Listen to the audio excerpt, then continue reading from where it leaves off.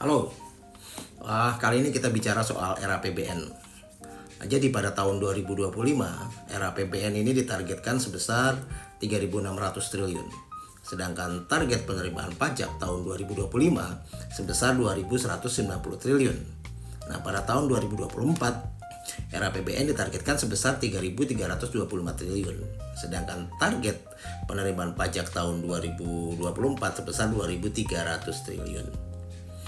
Nah, sekarang kalau kita lihat realisasi APBN tahun 2024 per November 2024 ini sebesar 2.800 triliun. Jadi defisit 500 triliun lah. Dan penerimaan pajak tahun 2024 sebesar 1.500 triliun. Nah, bayangkan baik era APBN dan penerimaan pajak ini keduanya defisit. Nah, ini membuktikan bahwa ekonomi Indonesia sedang sakit. Yakin nih mau memberlakukan PPN 12%. Nah, salah satu penyebab terpuruknya ekonomi Indonesia nih kalau menurut saya ya ini dari anggaran belanja era APBN juga sih.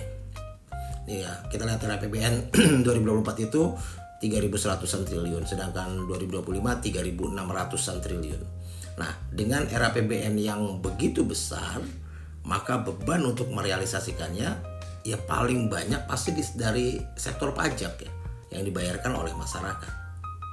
Nah, ini apa enggak kejam namanya? Rakyat disuruh membiayai hidup mewah para pejabat yang gemar pelesiran ke luar negeri dengan alasan kunjungan kerja lah, belum lagi rapat-rapat di hotel mewah, perayaan-perayaan yang nggak penting tapi biayanya tidak sedikit gitu. Belum lagi ditambah fraud yang dilakukan oleh para pejabat. Belum lagi soal membiayai pelesiran pribadi mereka ke luar negeri. Nah, coba kita lihatlah contohnya nih, misalnya anggaran belanja TNI dan Polri. Nah, coba bandingkan anggaran mereka dengan anggaran pendidikan, kesehatan, dan Kementerian Sosial. Apakah pantas?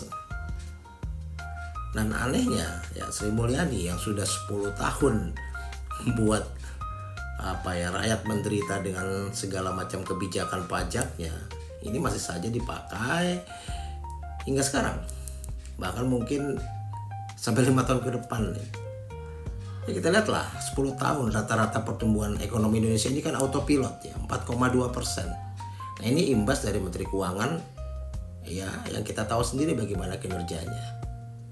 Dan ini kemungkinan akan terjadi lagi sampai 5 tahun ke depan. Entahlah ya, bagaimana bisa negara ini tega sekali memiskinkan rakyatnya sendiri. Kenaikan PPN tidak hanya mempengaruhi daya beli masyarakat, tetapi juga memiliki dampak yang sangat nyata pada UMKM.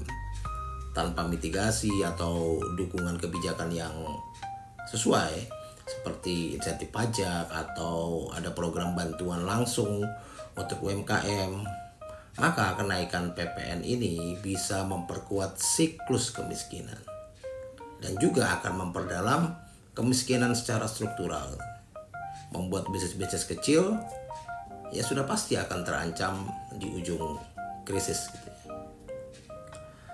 Nah, kenaikan PPN 12% di Indonesia memiliki potensi untuk memberikan dampak negatif yang signifikan bagi kaum miskin.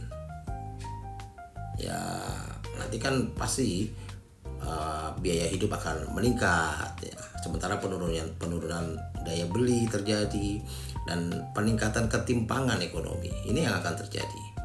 Ya, teori ekonomi apapun ya, teori tentang inflasi, distribusi penghasilan dan kemiskinan ini pasti akan memberikan kerangka analisis yang menunjukkan bahwa tanpa kebijakan maupun mitigasi yang efektif, kenaikan PPN ini bisa memperparah kondisi masyarakat miskin.